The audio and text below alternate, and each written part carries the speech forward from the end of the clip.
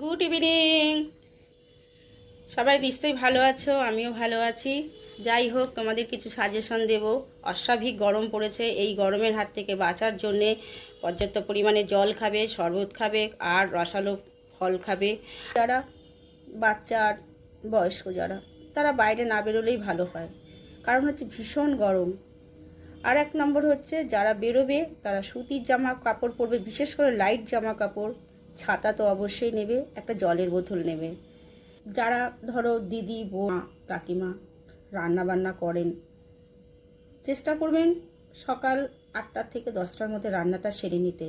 সবসময় সাজেশন দিচ্ছে যে আপনারা একটু রোদকে অন্তত 10টা থেকে 4টে পর্যন্ত বেরোবেন না। ঠিক আছে, নমস্কার। আমার এই আজকের বক্তব্য ছিল।